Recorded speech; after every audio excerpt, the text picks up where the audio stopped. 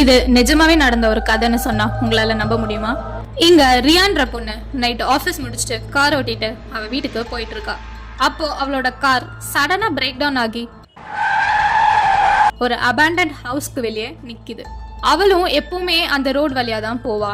So அந்த வீடை அவ பார்த்துட்டே போவா. அப்படி என்னதான் இருக்கும் இந்த அபேண்டன் ஹவுஸ்க்குள்ள? ஸோ ஒரு வாட்டியாச்சும் நம்ம இந்த வீட்டுக்குள்ள போய் பார்க்கணும் அப்படின்னு அவ ஒரு வாட்டியும் அவங்க கிராஸ் பண்ணும்போது நினைச்சுக்கிட்டே அவ வண்டியை ஓட்டிட்டு போவா. அவளோட கார் அந்த அபேண்டன் ஹவுஸ்க்கு வெளியே கரெக்டா நிக்குது இல்லையா? சோ அவ இந்த வீட்டுக்குள்ள அப்படி என்னதான் இருக்குன்னு இன்னைக்காச்சும் நம்ம போய் பார்த்துடுவோம் அப்படின்னு அவ அந்த வீட்டுக்குள்ள ஒரு டார்ச் லைட் எடுத்துட்டு உள்ள போறா. அவ அந்த வீட்டை நோக்கி போறா. அப்ப அவ உள்ள போகும்போது அவளுக்குள்ளேயே பேசிக்கிட்டே போறா. என்ன இந்த வீட்டை பத்தி எல்லாரும் ஒன்னொன்னு பயமுறுத்துற மாதிரி மர்மமா சொல்றாங்க, அப்படி உண்மையிலே இங்க எதனா இருக்குமா அப்படின்னு ஒரு சந்தேகத்தோடவே அவ உள்ள போறா. அந்த வீட்டுக்குள்ள போன அவ வீட்டை சுத்தி பாக்குறா. அப்போ அங்க ஒரு படிக்கட்டு இருக்கு. அந்த படிக்கட்டுல ஏறி அவ மேல போயிட்டு இருக்கும் போது டக்குன்னு ஒரு சவுண்ட் கேக்குது. அந்த சத்தத்தை கேட்ட உடனே அவ சடனா ஸ்டாப் ஆகுறா. யாரு அப்படின்னு கேக்குறா. But no reply. அந்த இடம் திருப்பி சைலண்ட் ஆகுது. அவ திரும்பி மேல ஏற ஆரம்பிக்கிறா. அங்க மேல போன அவளுக்கு ஒரு காரிடர் தெரியுது. அந்த காரிடர்ல அவ நடந்து போயிட்டே இருக்கும்போது இங்க யாராச்சும் இருக்கீங்களா அப்படின்னு கேக்குறா. அவ திரும்பி அதை கேக்குறா. அப்போ சடனா ஒரு சவுண்ட் வருது. அந்த சவுண்ட கேட்டோனே அவளோட பிரீத்திங் ரொம்ப அதிகமாகுது. அவ ரொம்ப பயந்து போறா. அவ இப்ப யோசிக்கிறா, இத நம்ம அம்மாவுக்கு நம்ம சொல்லணும். சோ அவ இப்ப அவளோட அம்மாக்கு கால் பண்றா. அவங்க அம்மா போன் எடுத்து கேக்குறாங்க, ஹலோ எங்க இருக்க?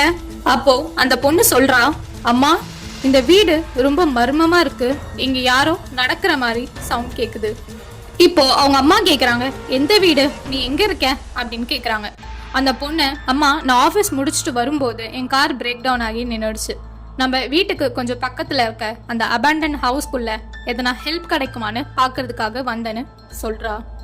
அதை கேட்ட அவங்க அம்மா ஷாக் ஆகி, சீக்கிரமா வெளியே வா, நான் தான் சொல்லியிருக்கேன்ல உன்னை அந்த வீட்டுக்குள்ள போகாத அப்படின்னு, அதையும் மீறி நீ போயிருக்கியா அப்படின்னு அவங்க அம்மா ஒரு பயத்தோடையும் ஒரு கோவத்தோடையும் அவளை கேக்குறாங்க. அவங்க அம்மா சொல்றாங்க, சீக்கிரம் வெளியே வா அப்படின்னு சொல்லும் போது அந்த பொண்ணு அங்க இருக்க டோரை திறக்க ட்ரை பண்றா. அப்போ அவங்க அம்மா கிட்ட சொல்றா, அம்மா நான் உள்ள வந்த டோர் இப்போ லாக் ஆகி இருக்குமா, இப்ப எப்படி நான் வெளியே வராதுன்னு தெரியலன்னு சொல்றா. அவங்க அம்மா பதட்டமா, ஐயோ எப்படின்னா வெளியே வா சீக்கிரம் அப்படின்னு சொல்றாங்க. அவ கையில வச்சிருந்த போனை தெரியாம கீழே போட்டுடுறா. அந்த போனும் ஸ்விட்ச் ஆஃப் ஆகுது. திரும்பி அவங்க அம்மாக்கு ரியா நம்பர்ல இருந்து கால் வருது. அந்த காலை எடுத்து அவங்க அம்மா ஹலோ அப்படின்னு சொல்றாங்க. அந்த கால்ல ரியாவோட வாய்ஸ், அம்மா நான் இப்போ சேஃபா இருக்கேம்மா அப்படின்னு ஒரு சாஃப்டான வாய்ஸ் வருது. அதை கேட்ட அவங்க அம்மா அப்போதான் ரிலாக்ஸ் ஆகுறாங்க. அப்போ சடனா ஒரு சவுண்ட் அந்த போன்ல அடுத்த செகண்டே கேக்குது.